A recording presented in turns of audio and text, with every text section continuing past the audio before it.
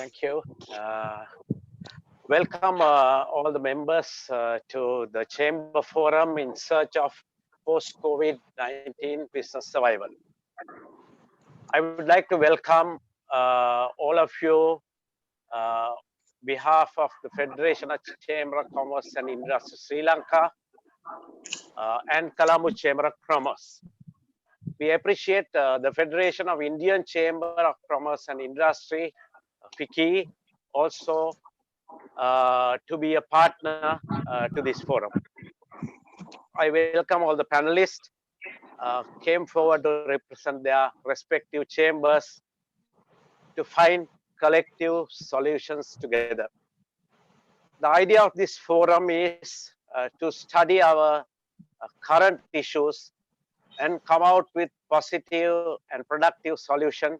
In short, as our theme says, in search of post-COVID-19 business survival. All of us know COVID is a health issue. The Sri Lanka government, Department of Health, forces many government officials tirelessly working to stop spreading the coronavirus in Sri Lanka. We should be, first of all, we should be thankful to them. In Sri Lanka, many sectors technically affected badly with the Corona-19 epidemic. We are not in a position to analyze or gauge the damage or loss of this pandemic. However, we are aware some of these sectors of our economy has affected badly. If you take the large sector of the economy, hotel industry or tourism, we earn about US dollar 3.6 billion.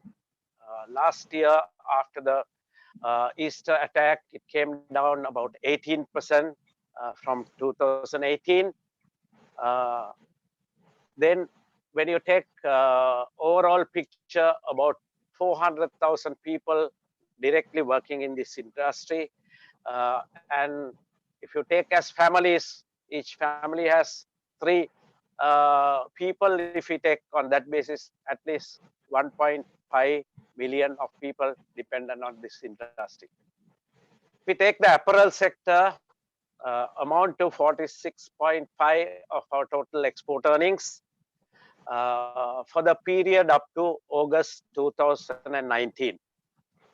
Employ about roughly 1 million, to be exact, 990,000 workers, which is about 4.5 billion industry is facing a lot of issues since USA, Europe is badly affected with COVID-19. In addition, inward working remittance, the people who's working outside Sri Lanka, their remittances also can be slowed down because of the global economic slowdown. If you take the SME and MSME sector of our economy, we have about 1 million SMEs. We have about 71,000 MSMEs. Of course, I think, that's the number is much more than that. Since we do not have a proper calculation of MSMEs, we don't know exactly how many involved in this sector. But however, I think at least close to about 100,000 MSMEs are operating. There are so many people in our society working.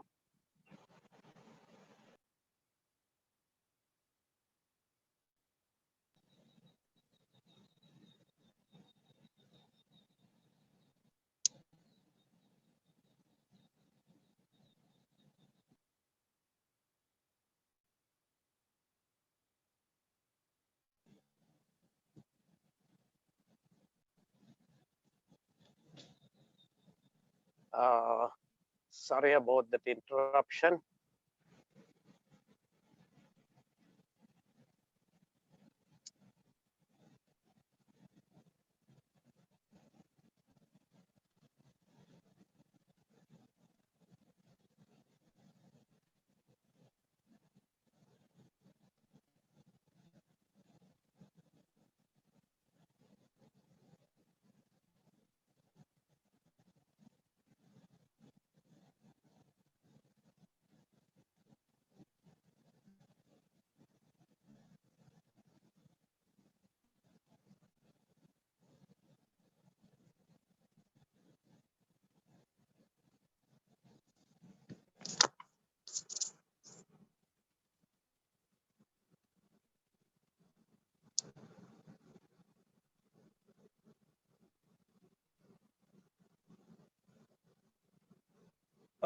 Please bear with us. Hello. The moderator will come back soon to you. Yeah, I think I'm back here again. I'm sorry about that interruption. There's sometimes, when you have this kind of technology, people used to call on and off. Sorry about that. In our society, there's a lot of people work on daily wages. Masons, carpenters, plumbers, small business people. If you take an example, when the hotel industry or tourism is down, we'll just take an example of a Calypso brand. So they are not paid very much, but a group of people depending about the size of the group, maybe 2 to 4, 5, 6 people is completely their family is depending on that. When we have this kind of a situation, all their income is going to go off completely. If you take the side of the farmers right now, it's hard for them to sell their products. We would have seen some of the news from the various news channels. Some economic centers were closed, and the farmers cannot sell their products because of that. If you see the positive side of Sri Lanka, I would say European Union says Sri Lanka coronavirus fight impressive way, and they have given us a grant for 22 million euro to support the health, agriculture, and tourism sector. On the 3rd of April 2020, the World Bank announced a US dollar 128.6 million loan to combat COVID-19. In addition, we receive a Chinese loan facility of US dollar 500 million as well. So these are small snapshot of background situation to explain the present situation.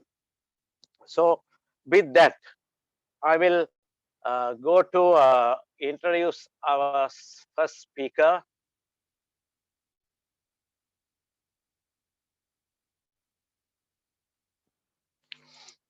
Mr. Manoj Chung, Chairman, South Asia Regional Council Federation of Indian Chamber of Commerce and Industry. Manoj is an alumnus of Indian Institute of Technology, IIT. Manoj started his career with the famous HCL group in India, moved to Wipro, and from there to Cisco Systems, EMC, and serves as their president for the Indian and SAARC region, and subsequently as their regional president. After this, Manoj served as the president, enterprise business for Tech Mahindra, where he was helping customers across 70 global markets to leverage digital disruption for business success. In the past, Manoj was also regional president for EMC Asia Pacific. So Mahindra is presently served as the president, Group Publicity Affairs, and as executive board member of Mahindra and Mahindra Limited. Manoj is an ICT industry veteran, has over 37 years experience, managed technology and service domains, system integration, satellite communications, networking, information infrastructure, and global IT services. Manoj is credited with being the pioneer of internet revolution in India. Under Manoj's leadership, India witnessed the birth of creation of over 100,000 network professionals who drove India much to leadership in connecting the world in 2000s. Manoj was recognized as one of the top 10 people who shaped the last decade of the Indian IT industry by Data Quest. Amity recognized him with the Leadership Award of Excellence in the IT sector. He is also the recipient of Business Wizard for the year 2013 award from VAR India. He was awarded the Best IT Man of the Year by the National Foundation of Indian Engineers and confirmed as honorary fellowship for the E-Information Systems Security and Audit Association, EISSA. Manoj has also been on the executive board of the American Chamber of Commerce in India, AmCham, for 6 years, and he was its past vice chairman. He also serves as the chairman of SNIA, Storage Networking Industry Association India, and is the chairman of the South Asia Regional Council Federation of Indian Chamber of Commerce and Industry. Manoj, can I invite you to explain us the Indian situation for us to understand the present situation there? First of all, thank you very much indeed for giving me this opportunity. I am truly honored to be a part of this distinguished forum. I had very much wished that we would have met in better times. But as they say, there's an old saying that when people have to meet, destiny will make them, and maybe this is that day for all of us to get together. Today, we are on day 18 of India's 21-day lockdown.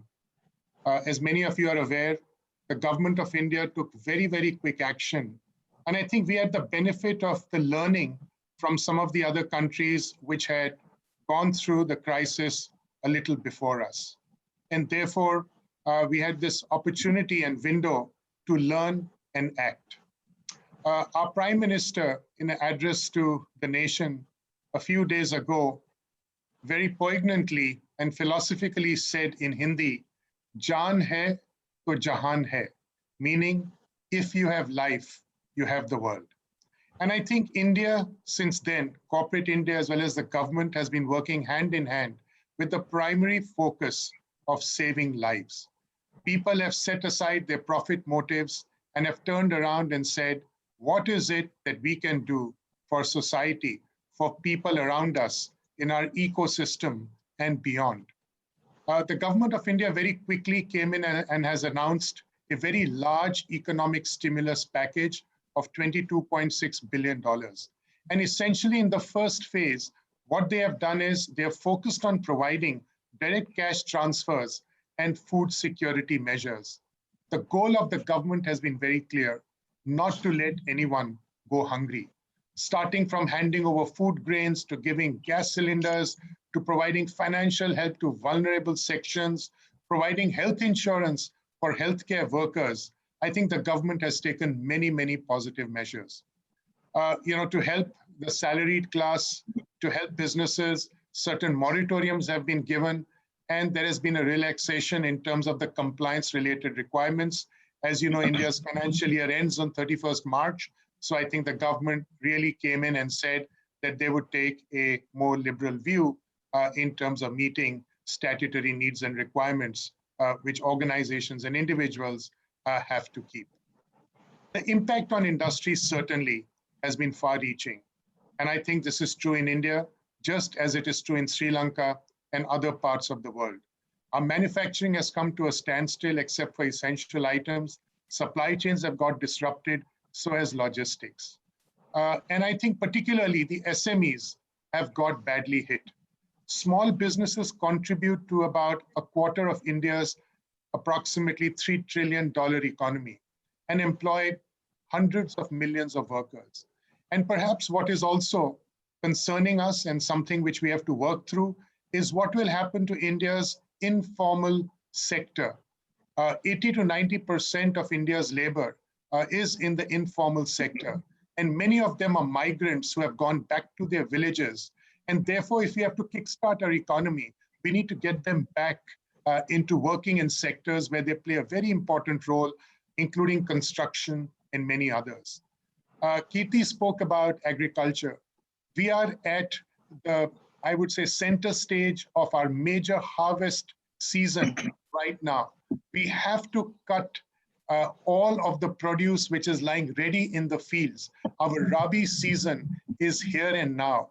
And I think we will, as a country, have to take the right steps to make sure that we are able to harvest, find ways by which we can do it, and more importantly, make sure that the harvest is all bought by the government or by folks in the markets, or in whichever way, we can make sure that our farmers get a fair share of the effort that they've put in over the last many months, as far as the Rabi season is concerned.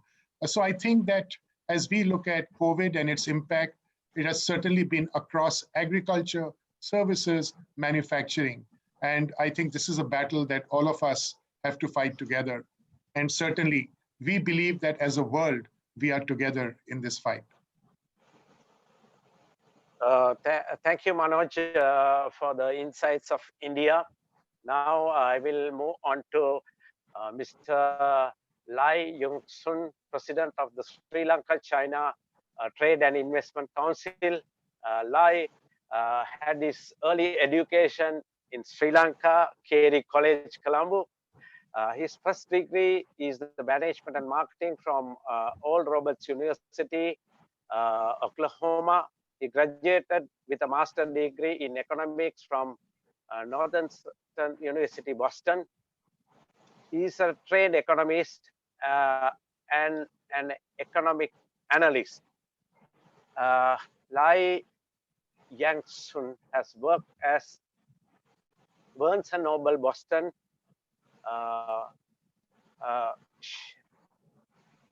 Sheshan Lehman Horton, Boston, Times Publishing Limited, Singapore, Sherber Technology, Holcim Limited in Sri Lanka, and American General Trading, an American company based in New Jersey and Kuwait. He was the country representative and the project manager in Bahrain for US Army Corps of Engineering project. He was also the country representative for AGT in Kabul, Afghanistan. In Afghanistan, he was the vice president of Accord Builders Services and Engineering Consultancy Company. He worked in Sri Lanka as the CEO of Expo Marketing in Sri Lanka, and currently he is the head of China Investment Desk at KPMG and director of Shinosen International Consultancy. Mr. Lai Yong-sun is the incumbent president of the Sri Lanka China Trade and Investment Council. So let me invite Mr. Lai to speak about the situation in China and share with us your insights. Thank you, Kirti. Yeah. Welcome, everybody. Before I discuss the economic and the actions taken on COVID-19, I would also like to highlight certain sectors that should be taken post-COVID. We are looking only at economic issues, but for economic issues to succeed, we need to look into changes and write new legislation. That has to happen in different areas. This is a wake-up call to the world. From now, we will not do business as usual. Things will change, and we know that. We must not punish whistleblowers. Otherwise, we hide things and things go out of hand. The world has lost over 100,000 and still losing without firing a bullet. This is an appeal to all nations that we must never have a calamity of this magnitude again. Must prevent and take care such measures and prepare ourselves for certain emergencies.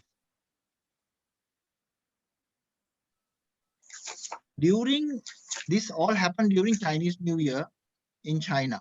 Most schools universities and the workers were already at home. They had been sent home. Although this had happened somewhere in December, it was not out into the world until early January, somewhere around the 8th or 9th of January. And then China took action to close Wuhan somewhere in the mid-January, around 18th, 20th. And by 25th of January was Chinese Lunar New Year. So they celebrated Chinese New Year. But the next day, clampdowns came. All university students who were on campus were asked to leave. Those were not Chinese students. Most Chinese students had gone home, but foreign students who were left behind, they were all asked to leave the country. That was by 26th. So all were asked to leave. And from then onwards, China took drastic actions. President Xi Jinping made very decisive actions immediately. It was not a happy decision, but a lot of countries criticized and complained that it affected human rights because people were, it has never been done before. Basically, locking people up to prevent the spread, to stay at home. So China had to make a decision. In China, as we all know, the government can take immediate decisions. So that decision was taken. It was very decisive. The citizens also, like any country, for it to be successful, there must be discipline. Citizen disciplinary was essential. And that happened. Even today, many nations still, people do not listen to the leaders of the country. So if this is to be contained, we have to listen to certain rules. This is also an opportunity. I should look at this pandemic. Where do we take this as a winning situation? It's not all dark clouds. There are opportunities. And post-COVID, we have to look at those opportunities. How will we conduct ourselves? How will we do business? And how we will look into society, how we will deal with society. New industries will emerge. I'm talking of Sri Lanka. In China, they are also looking at the industries because the disruption is equally bad there. But in Sri Lanka, we depend on China. Our largest trading partner, almost 20% of our imports are from China. So now, for Sri Lanka to be successful, we need to look into small industries that we start manufacturing locally. It can be food processing for food security, okay, agriculture, and also small industries. Just like Manoj said, small and medium industries are heavily hit, and they will be. But how do you come out? Just doling out money sometimes is not a solution, temporary solution that will feed the workers. What we have to look at it different. The government of Sri Lanka must relax business rules, cut off the red tape, reduce the number of steps to set up a business. This is what has to be done. Just like in China, to set up a business, okay, there are certain procedures, it's fairly fast. And we should not take too long. Land allocation, business registration, getting your electricity connection, water connection, getting the road to your factory. All these things has to be done in a synchronized manner. I know that the Sri Lankan government, the new government, President Gotabaya Rajapaksa's government is serious. And he has selected people to look into this, and we will be able to come out of this COVID-19. Mr. Lai, I will give you another opportunity for you to speak your experience, how we can make use of that situation for our Sri Lanka's benefit. Let me move to Asela, our first panelist other than the international two chambers. So let me introduce Mr. Asela de Oliveira, who's the current president of the National Chamber of Commerce Sri Lanka. Asela is a product of Royal College of Colombo. He is an engineer by profession. He has qualified himself for National Diploma Technology, Diploma in Refrigeration, University of South Bank, UK. And he is a member of the Institute of Refrigeration, UK. He has overseas and local experience as an engineer with Voltas Limited India and Ceylon Coach Stores. He ventured to set up his own company as the chairman and managing director, Coolea Private Limited. Coolea Private Limited used to design, import, install, and maintain large power generators, industrial air conditioning, and refrigeration equipment and cold rooms. He's a person has a lot of disaster management experience with him. He was the first private emergency power supply to CEB. He shifted a 20 megawatt power plant from Maldives to Jaffna to restore power supply to the entire Jaffna Peninsula in 1998. Further, 20 megawatt facility to Chunnakam and 45 megawatt supply to Sitawaka was also installed by him. He is the incumbent president of the National Chamber of Commerce Sri Lanka.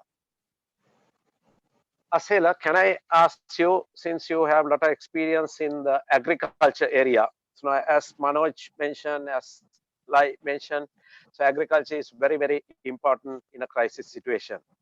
Can you explain the importance of agriculture for a country like Sri Lanka, and how, like, food security, even, Manoj spoke about that.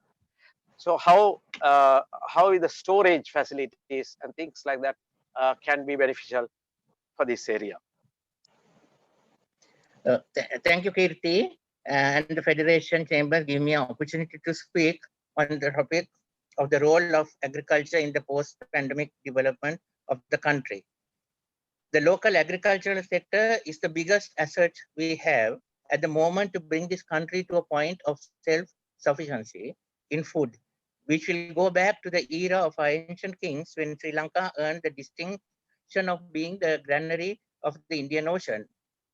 During the recent pandemic, industrial production was greatly reduced, but the agricultural production continued with farmers allowed to work, which showed the importance of this sector.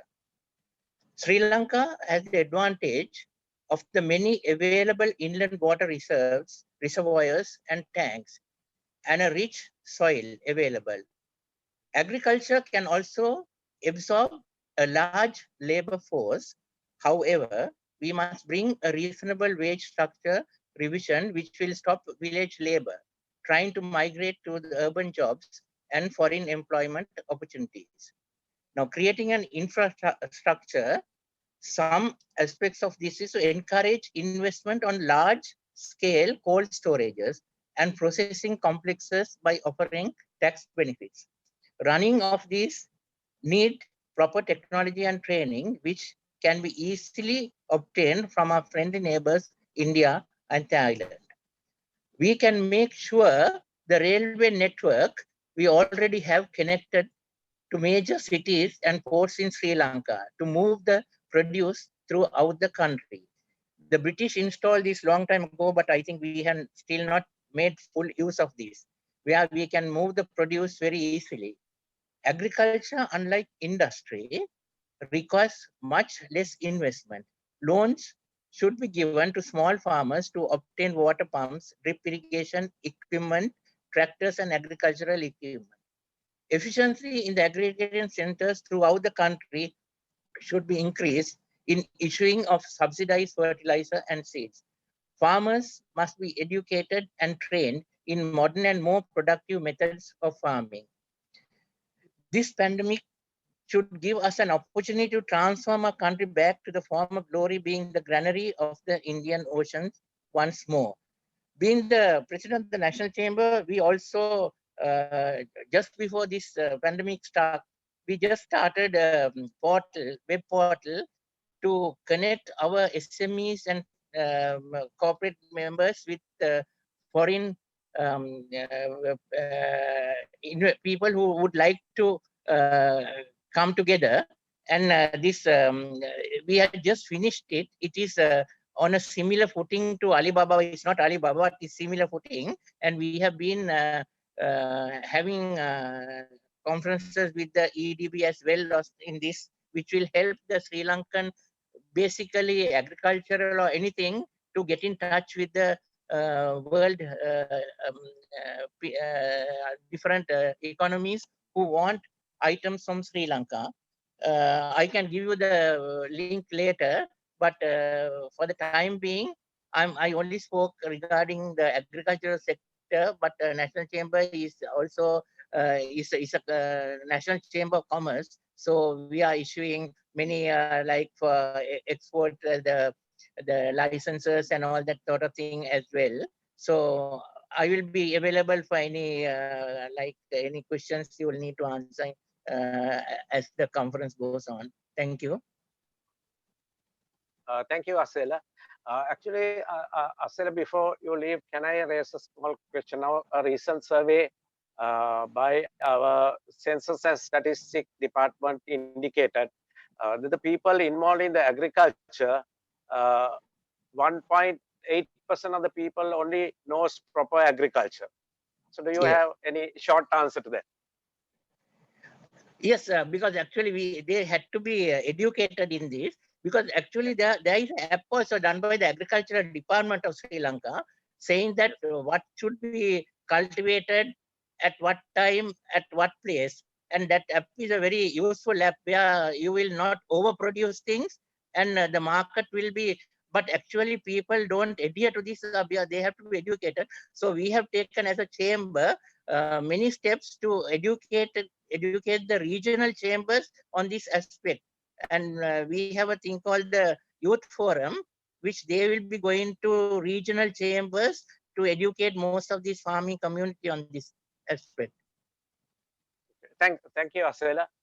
So I'll move on to the next speaker. I think we have a little bit of more details about these people. They are very versatile people in respective areas. So I will try to cut down a little bit on the introduction, since many of our viewers, chamber members are known to these people. So the next speaker will be Saranga Vijayaratna, the president of the Colombo Chamber of Commerce. He receives his first degree from the Sri Jayawardhanapura University on marketing management special. He's an MBA of Business Administration from the University of Colombo. Fellow of Institute of Chartered Professional Managers of Sri Lanka, a member of Institute of Marketing, and licensed member of the Institute of Chartered Accountants of Sri Lanka. I will not go into details of his work experience. He has been working with the media, pharmaceutical, and many industries like that. He has been serving as the, presently he serves as the many areas he has served, and now he is one of the persons who got a few very interesting awards and achievements. He was listed among the among 50 most influential global marketing leaders, Global Marketing Congress 2015, and he is one of the award winners of the Gold Award Brand Champion for the Best New Entrant of Year by the Slim Brand Excellence 2013. So I will get on to Saranga. Saranga, can you share your thoughts with us on the MSMEs and SMEs, current issues and the challenges faced by them? Actually speaking, we are a little behind the schedule because I think everyone took little more than 3 minutes, but of course, you also can take, if that is the case, we will cut down from the second session. Anyway, so you're up to you, Saranga. You continue. Uh, Thank you, Kirti. Thank you for the kind introduction, and happy to be in this forum as the president of Colombo Chamber of Commerce. Your specific question is about the SME sector and the present challenges.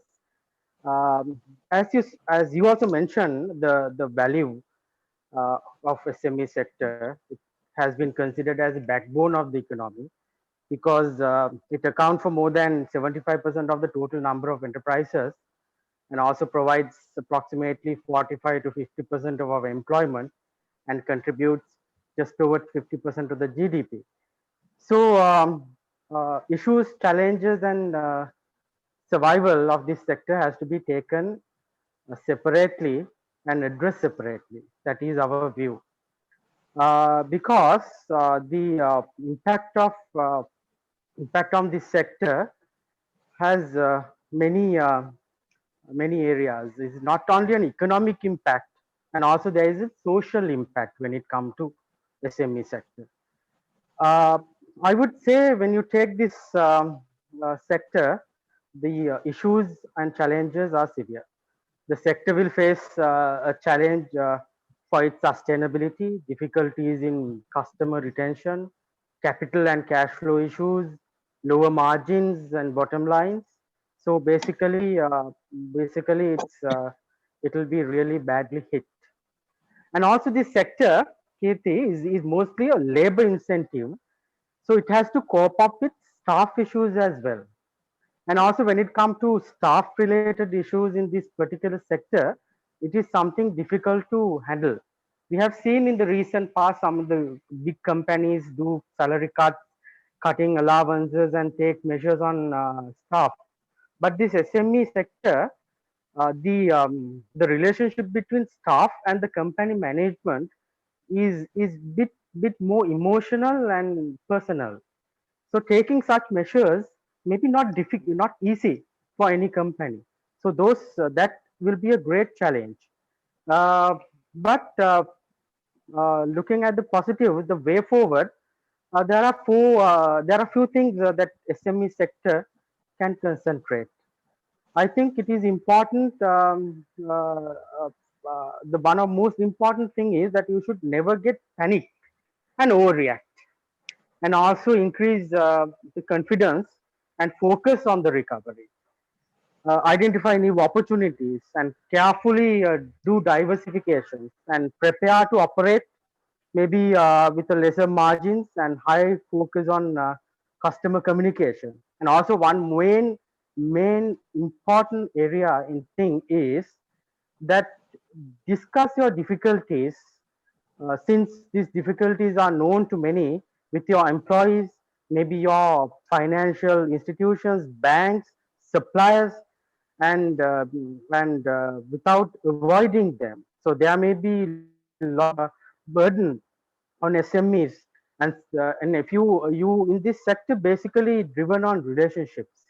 So if you have difficulties of payments and related things, you have to talk to these people and come to some sort of an arrangement with them. Avoiding them is something that this sector this something might happen, but we should somehow avoid it. So finally, I think what I can tell you is this sector need lot of support and attention of the government as well. Yes. Favorable and powerful policies of the government aiming specifically at SME sector will motivate and sustain SME as one of core sector of the economy and the society. So that is my take on the SME sector. Thank you. Now, since you're a marketing person, would you like to discuss the post-COVID-19 consumer behavior and the way forward for businesses? Yes, it's a very important factor that every business should concentrate and analyze and understand, because the consumer you have to deal after COVID-19 will be totally different to the consumer that you were dealing prior to that. It is important for you to understand and analyze the changes of the behavior of customer and after COVID. I think it's one of major things Sri Lankan or any business enterprise should do. It is clear that consumer behavior will be cautious and conservative and not dynamic in post-COVID-19 era, and it will take several months before the mindset will return to the old normal. Till then, it will be the new normal. So there will be a possibility that customers will never go back to that normal, old normal, and stay with the new normal. So the spending of consumer in the new normal will be subject to a thought process, thought process, and not on mood and emotions. And you will surely not see impulse buying. That is one of key things when it comes to the post-COVID consumer behavior. And also there will be a lot of psychological changes in consumers as the purchasing power is very less, comparatively less. And also priorities and factors considered when buying a particular product will be totally different. Probably people will be less sensitive to brands and may not willing to pay a premium for brand value as well. Consumers will look at generics and maybe basic products because it is which is less costly for them.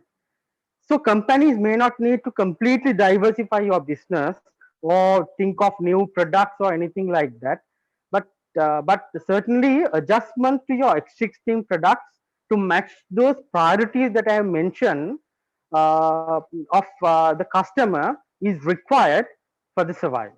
So if you understand clearly the customer's priorities and adjust your products, and if you analyze the customer's behavior post COVID era, that your chance of surviving is greater. Thank you, Saranga. I will move to the next speaker, Shanil Fernando, who's the Secretary of the International Chamber of Commerce, Sri Lanka. Shanil too has a large CV, but I will that also I'll try to reduce and give some important items out of his CV. Shanil is a product of St. Peter's College and D.S. Senanayaka College. He's an attorney at law, solicitor, and senior partner at Anton Fernando Associate, and is the chairman of Asian Logistic Park Limited, chairman of the World Express CMB, AFF Corporate Private Limited, and Air and Sea Logistic Private Limited. Shani is a lawyer, arbitrator, notary public, commissioner of work, and registered trademark agent, and a company secretary too. Chanil is a first-class honors prize winner, winning member of the Sri Lanka Law College, and he's an MBA from the Postgraduate Institute of Sri Jayawardenepura, and he has worked in many companies as director.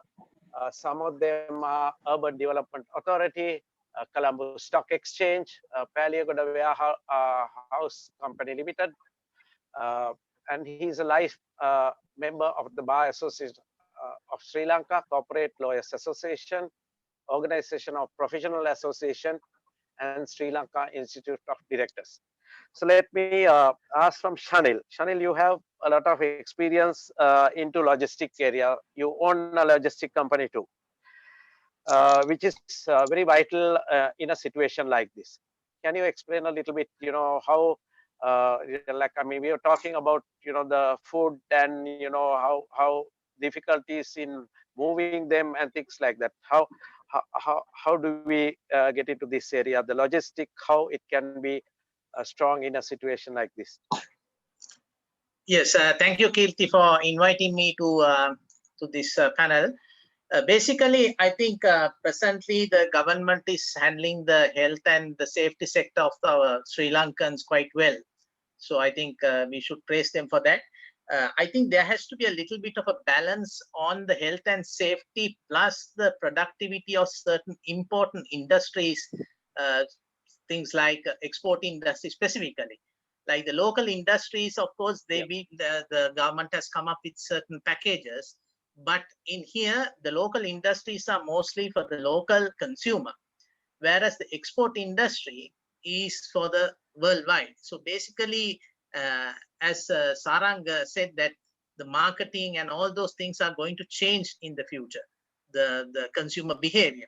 So when we have a lot of companies that are operating in Sri Lanka presently, have already established contacts, buyers, and so on, it's a matter of balancing the productivity of these for the supply chain. So basically, I believe that certain export companies, some of them have been already given certain tea companies, etc., to work for the production because tea is in great demand at the moment.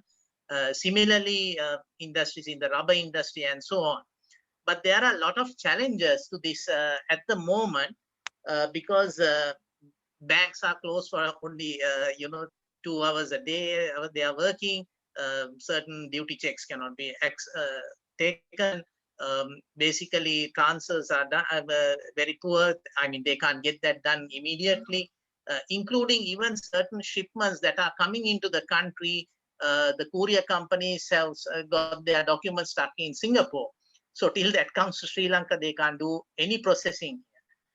Similarly, I believe post-COVID, we must look at, by using this opportunity, how we can go online. Now, for example, in Singapore in 1980, Lee Kuan Yew appointed the PortNet and TradeNet committees in 1982. They were online, their customs, everything, all of them, right?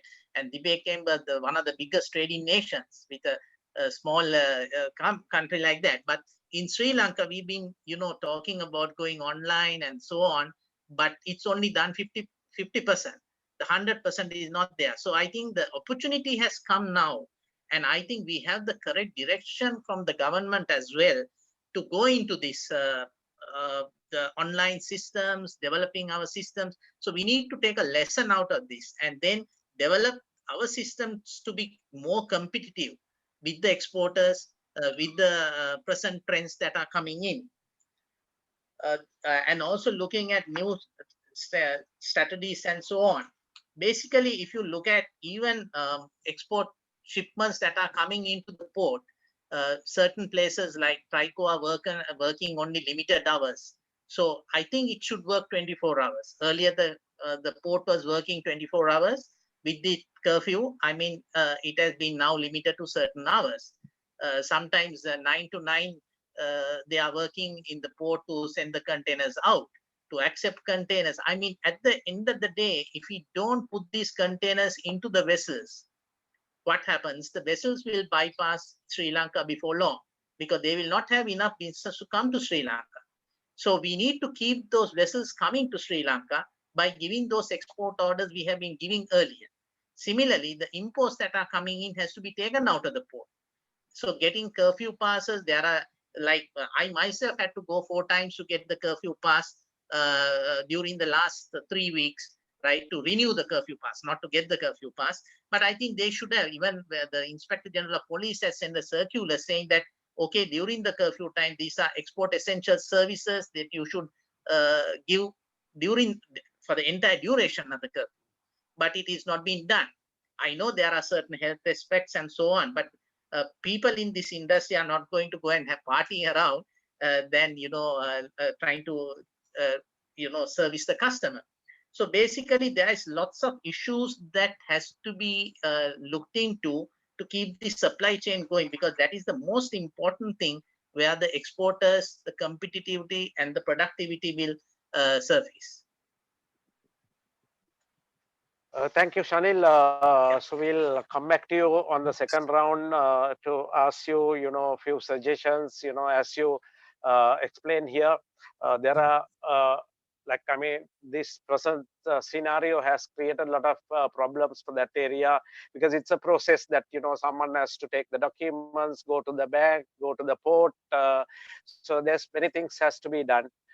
You're very right in saying that if you are not handling the exports properly, so we will have more problem, because this is the time that we are looking for more of revenue from outside. The exports are the important, very vital factor right now.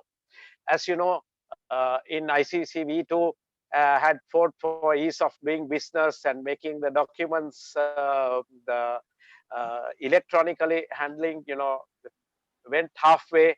I think, these also, I feel another opportunity for us to get together and put a lot of pressure on the government to get these things on electronically from now onwards. Because the thing is, now even this meeting, like if you want to have a proper meeting of this nature, we have to book a hotel, we have to go there, all that. Now, somehow we are doing our job by working from home. So these are the new things that we have to somehow get into practice.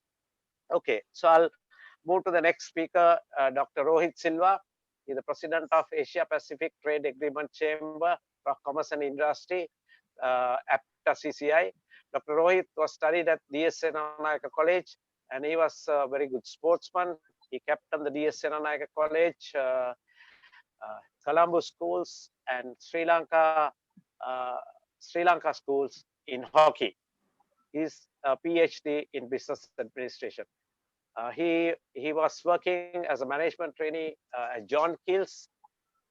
Later, he moved to Browns and MW.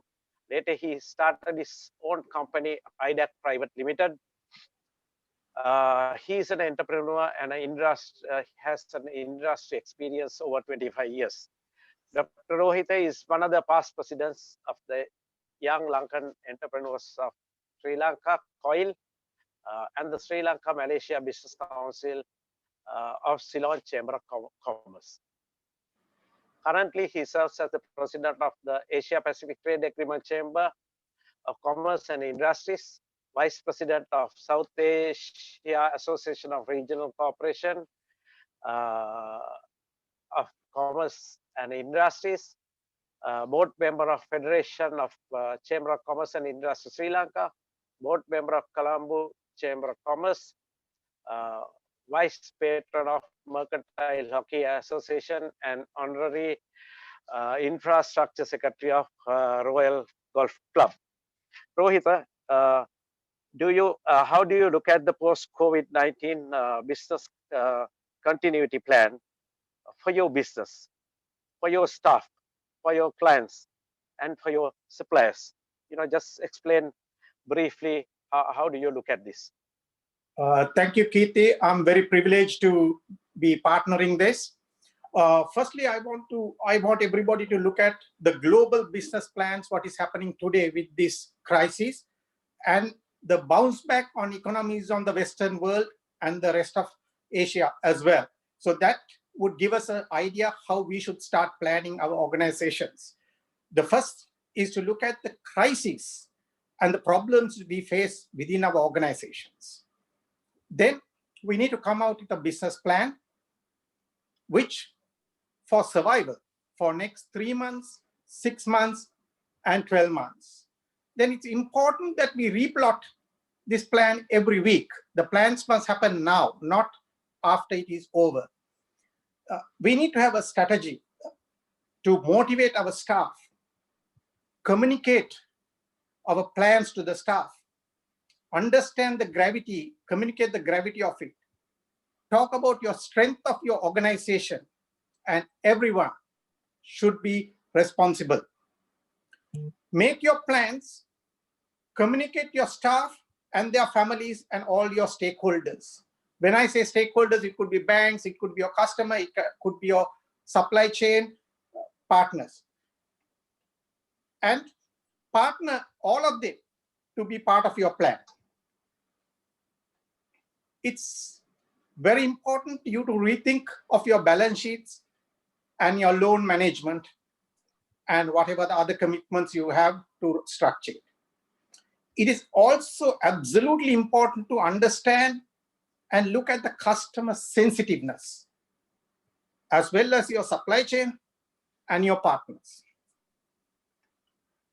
You need to plan your overheads, expenses for next 3 months to 6 months. You need to understand what is your income, what is your recovery plan, and what is your bad debts. We need to trim down the cost of operation quickly as possible. you need to come out with a new plan or new outlook as well. You have to have your marketing strategies, and you need to see how you go digital.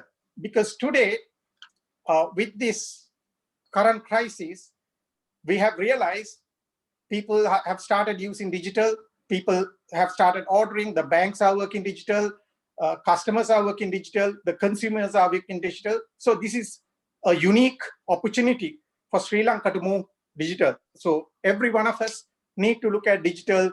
We need to look at virtual showrooms. We need to look at how we could offer three-dimensional products to the customers to look at through your IT portfolios.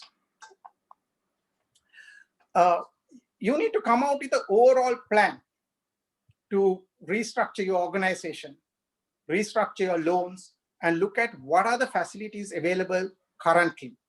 If you don't have relevant facilities, if you fall into extra large category, then you need to lobby and see whether you could enhance it. It is also very important to show empathy to your customers, your staff, and make sound business decisions, not emotional ones as such. In this, I think every one of us have an opportunity with all this crisis. It is important all of us start thinking positive. Look at the opportunities in your own markets. It is important to plan and go ahead, take care of your jobs, take care of your businesses, take care of your industries and people. Thank you. Thanks, Dr. Rohit. Then I'll move to Dinuk Hettiarachchi, the last panelist representing the Chamber of Young Lankan Entrepreneurs. Dinuk studied at St. Joseph's College. He was a fellow member of the Institute of Chartered Accountants of Sri Lanka, a fellow member of the Chartered Institute of Management Accountants of UK, fellow member of the Society of Chartered Management Accountants of Sri Lanka, and a fellow member of Certified Public Accountants Australia.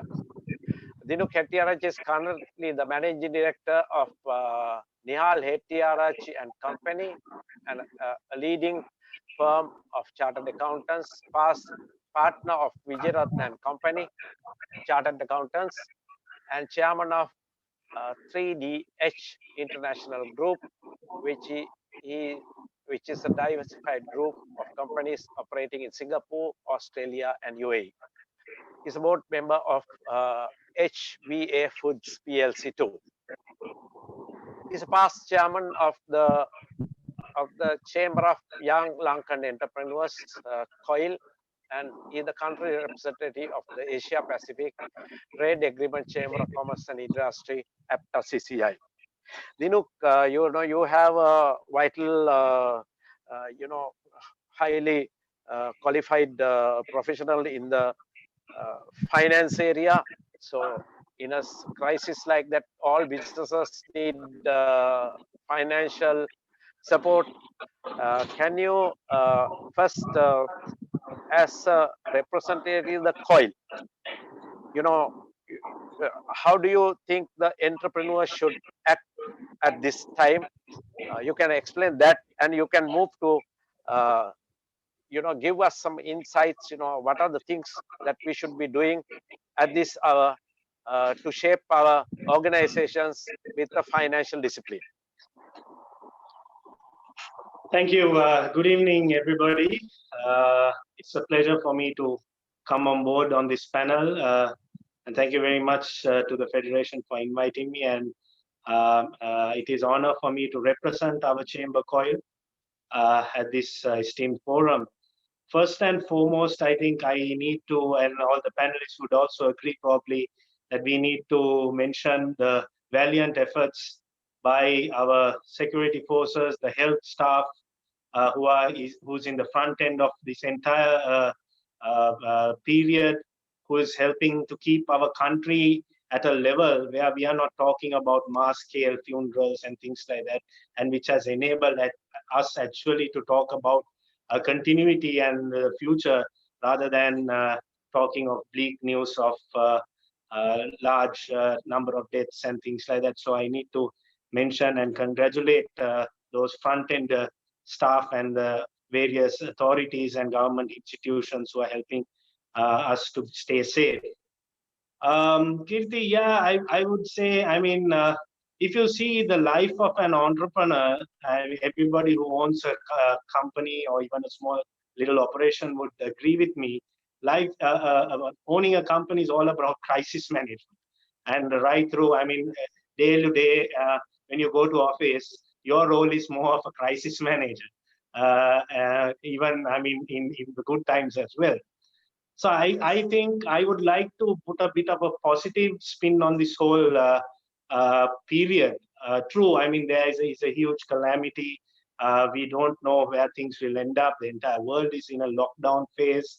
A lot of companies are facing a lot of adversity. But also, in times of adversity, you do find opportunities. So that is something that we could, as entrepreneurs, focus on.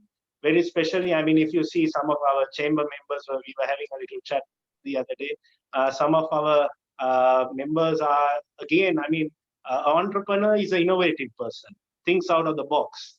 So what has happened is that over a period that we have been running with our day-to-day operations, we have forgotten to think differently. We've forgotten to innovate.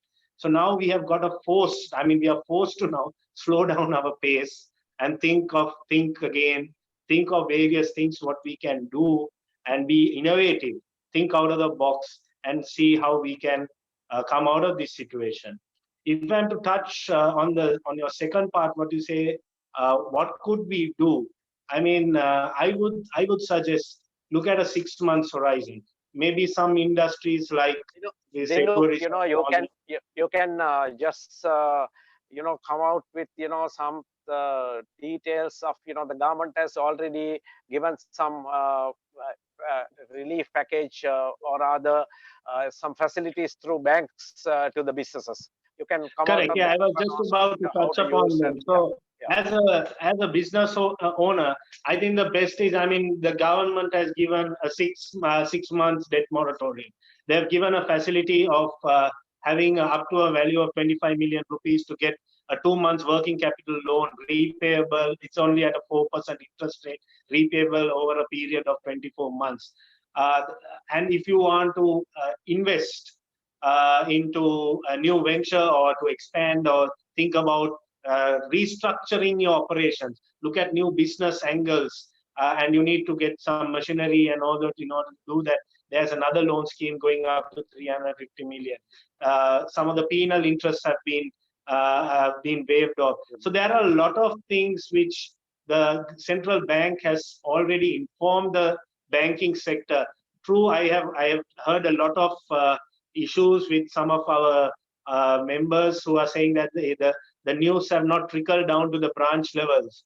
And I think in a few months, in a few days, I was at a meeting at the finance ministry recently also. So they are doing a lot of efforts to make actually to the fact that I think the governor of central bank also said that they will even go on to take legal action from the banks if you don't pass on these benefits to the business community. So these kind of incentives have been there. So look at a 6 months horizon and see whatever you restructure, even if you cut down your salaries and all that, you will have a fixed cost which you have to bear, whether you like it or not. I mean, that's a fact, right? So we have to think that, okay, what could we do in order to cover that fixed cost? So if you're diversified, sometimes if you're a diversified group of companies, maybe one particular industry, for example, I was discussing with a member of mine. They were saying that they were manufacturing a certain type of product, but now they're moving into health, the overalls and masks and things like that. Yes. And with that and safety shoes, health related, those rubberized shoes and all that. So they've changed their market. They're for the next 6 months, they're going to change their factory lines and all that in those areas and trying to supply to that market, as well as sometimes there's another company who is into cosmetics and they are now focusing on these hand sanitizers. there's a huge market overseas. So likewise, there are a lot of ways you might have to think out of the box, think innovatively, look at your bare minimum fixed cost, take all the benefits what the government sector has given. But I'm sure we cannot be relying on the government to be rolling out things to us for a long period of time.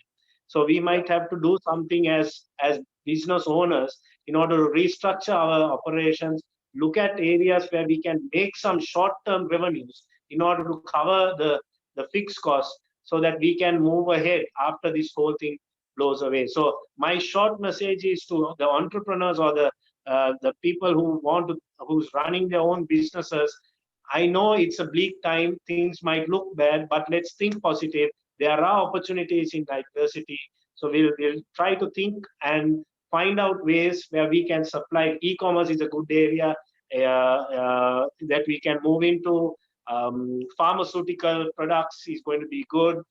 Agriculture, like we discussed earlier, is going to be massive. Local area kind of be supplying something to your country. I mean, so likewise, there are things we might need to think about, but certainly look at a 6 months horizon, and we'll try to restructure, and then let's look at moving forward from there. Is my message. Yeah, sure. Thank you, Dinuk, for your great contribution.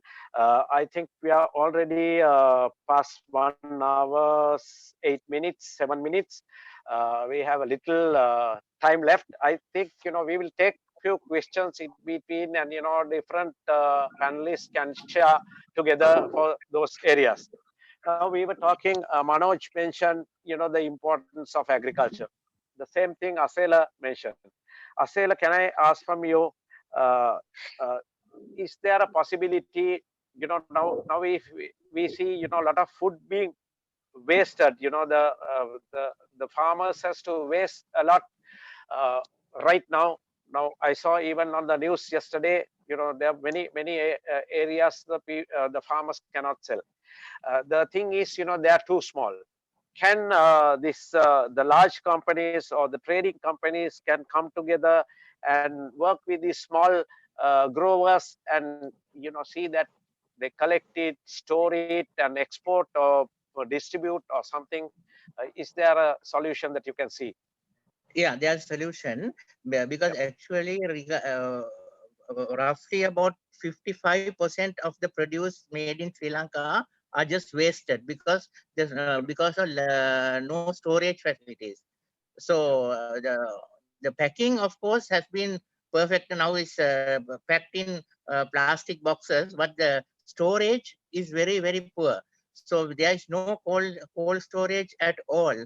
There was a talk of building some cold storages at Dambulla, but basically it has not been done so, because actually these cold storages are, the government should, the bank should also give some loans for this particular thing at a low interest rate, because it's not very expensive to operate cold rooms for vegetables and fruits, because it's at a higher temperature of about +8. So of course the electricity bills also can be subsidized, because you can use solar panels to part of the electricity cost. So it's a must that we should go in for these cold storages very soon.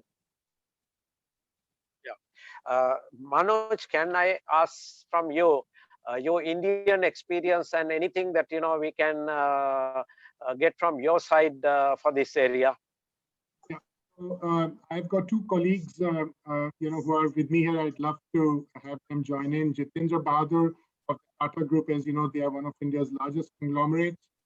And I also have Rajan Malhotra of L&T, which is again a very, very prestigious conglomerate from India. And they focus a lot on the construction sector. Again, I'd like to invite Jitendra to add a quick comment, and then Rajan. And if we have time, then certainly I'd also like to add on. We are a little short of time. We have only 20 minutes left. So maybe 30 seconds each to Jitendra and Rajan. Okay. Please. Okay. Yeah. Go ahead, Jitendra. Yeah. Guys, you'll have to unmute our No, I think Manoj, if you give the answer, because you came out with this area and seems to be the way that you presented it. I know that you understand this area very well. Yeah, I know. So Jitendra is the on. Indian Jitendra, experience, how can we use in Sri Lanka? Yeah, sure. Jitendra, why don't you take 30 seconds and go ahead, please. Yeah, thank you for the opportunity. Am I audible? Yeah. Go ahead, Jitendra. Yes.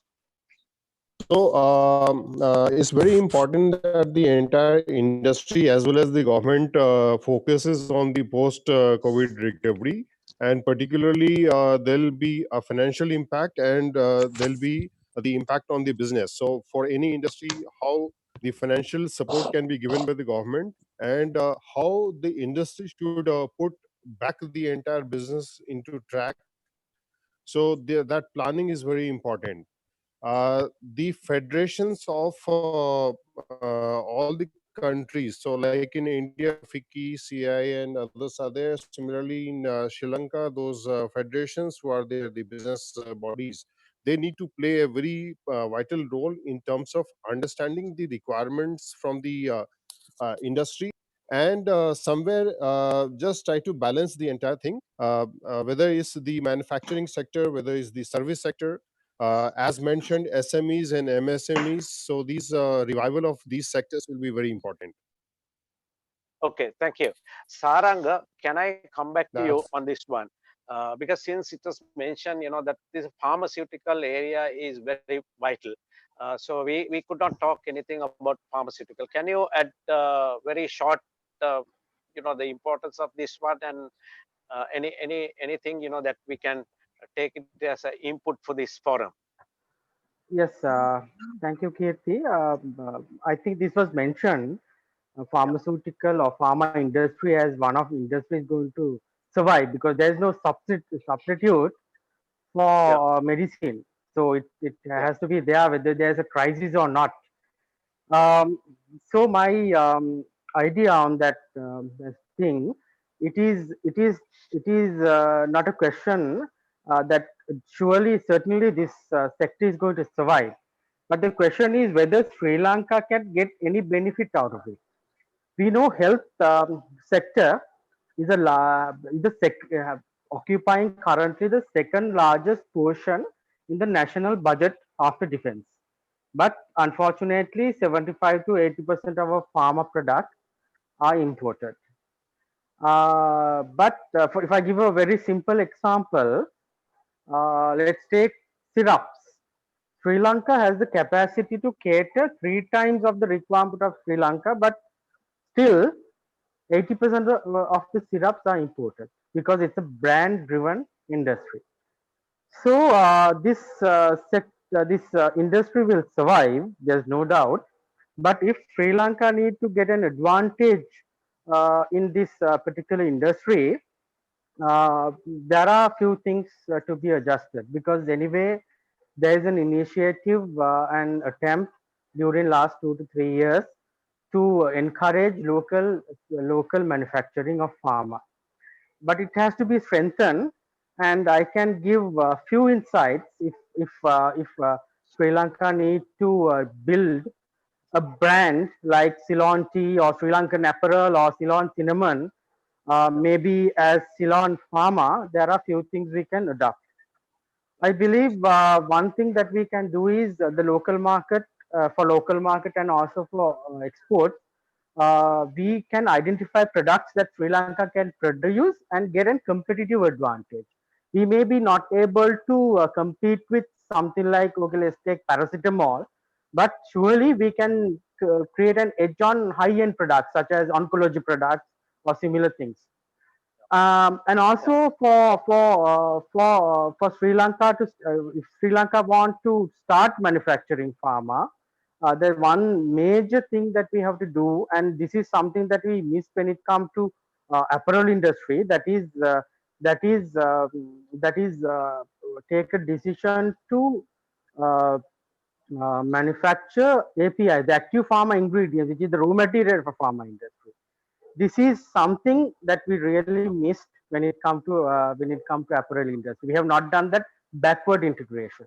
So if that is backward integration is one, and also it's a definite export market.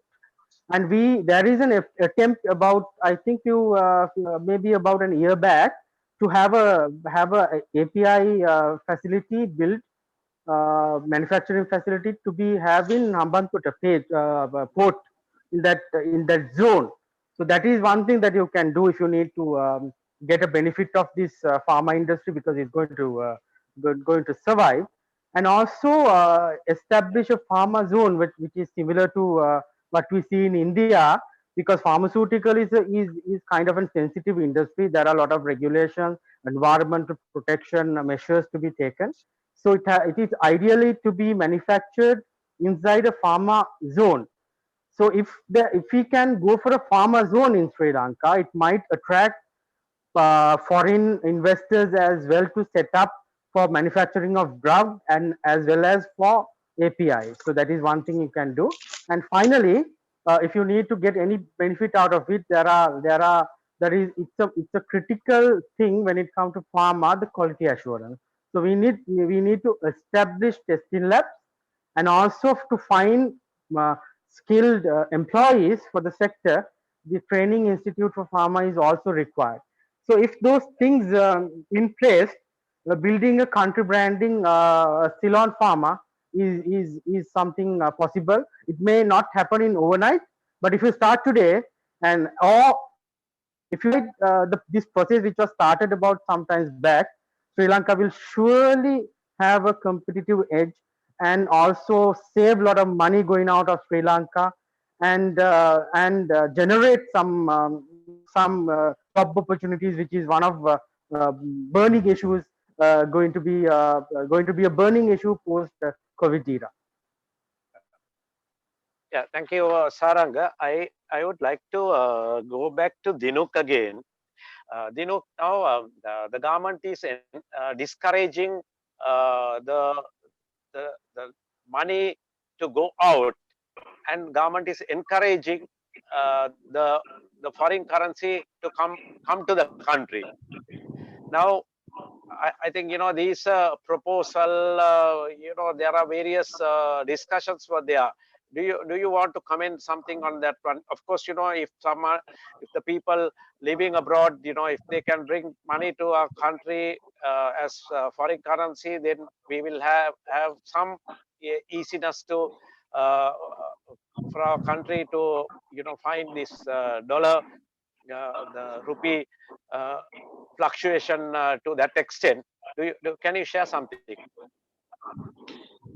Yeah, I think, Kirti, we now know that we have certain import restrictions put in place. That is obviously because of the pressure on the exchange rate we currently are undergoing. Yeah, that's fine. No, I'm talking. They have put a restriction to take the money out of the country and encouraging the money to come in. What is the So the reason is because since of late all our remittances are drying up because the exports have come to a standstill. Our remittances from our workforce overseas has also reduced tremendously, which is putting a huge burden on the local apparatus in terms of exchange rate. So the government has put out a plea. At the moment, it's more of a plea where you can bring down your dollars to Sri Lanka. And there is also a special type of account which they have mentioned where probably they are looking at giving you a 2% extra on interest on that particular account if you bring in your dollars. But if it's to be on a large scale, I think like a tax amnesty or something like that, I think we need to I think the government needs to more or less make it legalized, not a plea, because that the thought behind the company owners or people who have money overseas will worry that COVID-19 issues will come and go, but the tax issues might come in 2021 or 2022 where the department will ask where do you get this money, and all these things will come into play. So for the companies, I know some of our members who are now actually bringing in the money, saying that I don't know what happens, and just bringing in some money overseas from overseas because I need to pay my people. So that if something happens, I will explain to them. This is why I brought it. So there are two factors to this. I think the government needs to legalize, gazette all this, and put it to the business community, and I'm sure the business community will bring it down. And also, it's the owners, and I think now it's a duty on us all Sri Lankans and all businessmen. I mean, it's a known fact that some of the actual remittances do not come into Sri Lanka, right? So we should have the government should make it conducive, the environment in terms of taxation, to make it conducive. So all these remittances, the business community can bring it down. Without keeping it away and bring it down, then that, and if you legalize the process and make sure that you are not going to get penalized 1 year, 2 years down the line as a business owner, then I think more and more businesses and more people who are living overseas, who have dual citizenships and all that, probably might move some of the monies locally, and which will be a great thing for a country like Sri Lanka. Yeah, thank you. Shanil, do you also like to, being a lawyer and, you're practicing in that area also, can you add a little, because we have very limited time now. We are almost about 7 to 8 minutes to conclude. I thought we will have a summary to present, but I don't think which will be possible now. But still, I think these are important area. And Shanil, can you give a quick comment on that? Basically, I think this appeal should get into the the correct process of coming through gazetting it and so on. If you look at how it happened in Pakistan with the new premier coming in, and in Indonesia, they got billions of dollars that came poured in. In Pakistan, what happened was a businessman went to the Supreme Court and asked, okay, are there going to be later on some issues with the tax department, and at the end of the day, it will end up in the Supreme Court. So Supreme Court gave a very good verdict saying that no, this amnesty will hold good, right? So I think that there are lots of Sri Lankans who are out there who would like to come in, who would like to bring the money, because for one thing is they will get a better return on this. But the problem is, for one thing is this, they have said they have to bring the money in 3 months, then you have to convert the money. I don't think they are willing to convert the money, but I think at least if they allow them to come and park it here, right? If you look at Singapore 20, 30 years ago, no, they never asked who brought the money, what the money was. So I think our legislation should also look at the Money Laundering Act and the Inland Revenue Act being amended to facilitate this, because either way, these people bring this money. These are maybe exporters from Sri Lanka or people who have earned abroad who are willing to come back. I mean, they will like to have that moratorium, a secure moratorium, where it is in black and white, right? And I'm sure if we do that, it's not only Sri Lankans, people in the region will definitely come and park their money in this country. Yeah, that's agree, Shanil. That's a. I would like to add one point to add to Shanil what he was saying. After this whole process, I think there are a lot of companies who would like to relocate some of their factories and all that away from China also. That is increasingly being spoken about. So Shanil is quite correct that if we create the correct conducive environment for the business community, those kinds we could attract not only the Sri Lankan businesses, but some of those businesses who would like to have a regional factory. Maybe they would like to look at Sri Lanka also as a destination. So proper legislation is key. Yes, agree. Rohit, do you want to comment a very short one on this? Rohita, do you like to comment on this one, your point of view, a short one? Sure.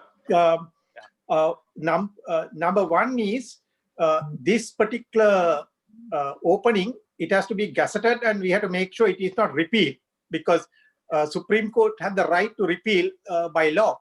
So this is something which we need to look at it. And another thing is, people may consider bringing in dollars and borrowing here, as well as to see whether we could get foreign investment partners to Sri Lanka, like what Dinuk said, there is quite a lot of opportunities with our FTAs where the Chinese would come and invest in Sri Lanka. The Indian and Sri Lanka can work on it. I must also emphasize anyone who is in the SAARC region, there is $5 million available for partnership between SAARC countries. And maybe if it is a worthwhile project, there might be 50% grant. So I think that is also on the cards right now. Thank you.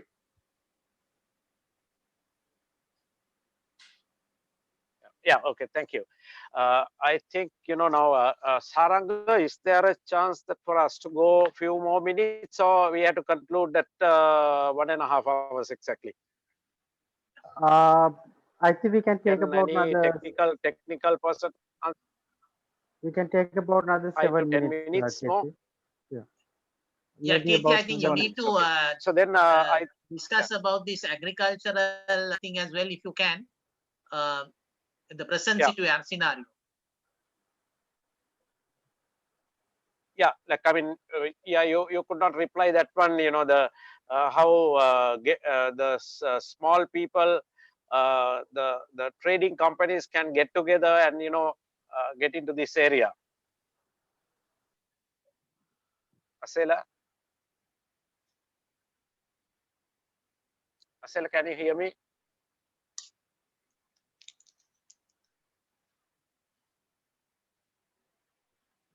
I can hear you now. Okay, sorry, thank you. Now the SMEs also play quite a Okay. key role. Yeah, Tell me. in Yeah. Yes, sir. Yeah. the SMEs can play a key role in this. Like now in the Chinese way, they do these trading companies.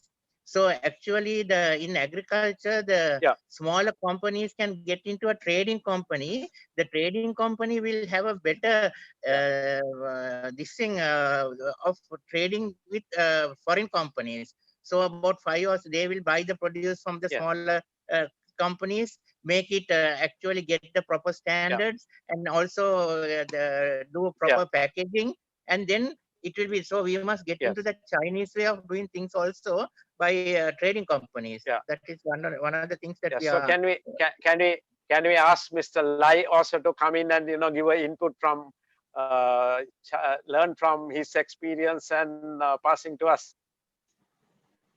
Yes, the Yeah. first is the Chinese companies would want to have some comfort of the safety of the investment, and also the confidence. So these are, as Shanil said, and Dinuk also mentioned about legislating. These things has to be legislated, and also now with these new opportunities, Sri Lankan companies can partner with Chinese companies, and then saying that India is there, Malaysia is there, Singapore is there. So these companies can partner with Sri Lankan industrialists to manufacture certain export-oriented or locally consumed businesses. So Sri Lanka being a smaller economy, you could there's a large you have to look at the market and get these companies to bring their investment. Sri Lankans could give land and building, and the Chinese company could give as equity machinery. That's something that our council would like to work with. And we have done one such currently a large project where I went to China and got a large company to come to Sri Lanka, working with Sri Lankan partnership. So we can learn, transfer the technology. We don't have that, and then something we could do, definitely. Yeah. Yes. Okay. Thank you, Mr. Lai. I think we are almost running out of time. I will make a quick recap. But there are many questions asked from the people who's viewing us, but I don't think we have time to reply to them because we are almost 1.5 hours now. So if I do a quick recap on the key takeaways of this panel discussion. Number one is the importance of government involvement in reviewing the legislation to support business sector of the country with relaxation of legal and banking regulation in one side, Then the number two is if they are going to allow something, to have a proper legislation on that one, and there'll be no questions asked afterwards. Relooking at becoming a self-sufficient, or rather in that area, the state, especially in the food sector, by improving the agriculture, food production locally being mentioned, and keeping them in cool houses, collecting through the small timers to trading companies, that was being discussed.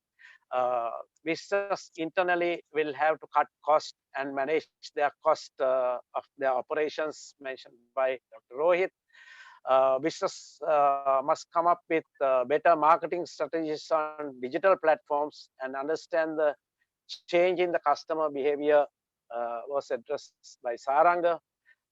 Making use of the relief packages of the central bank given to service and the manufacturing sector in relation to repayment of loans being addressed. So there again, you have to look at this area and apply in the correct manner, and get this advantage, and maintaining a positive attitude to overcome the negative implications of this crisis is the final thing that every one of us should take home.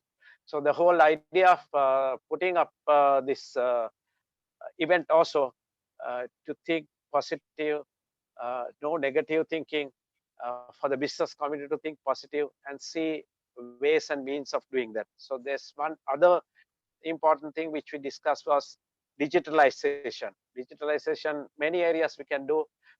As Shanil mentioned, the customs department, the port, and places like that, if they digitize, they can do the process very fast being addressed. So I think it is time for me to sign off and say bye to all our panel members. You've been a wonderful panel, and of course your insights were very, very useful for our viewers. And of course, as our two chambers will put all these key points, and we'll try to send them to the government or the proper authorities to see that some benefit out of this forum. Thank you. Thanks a lot. Thanks.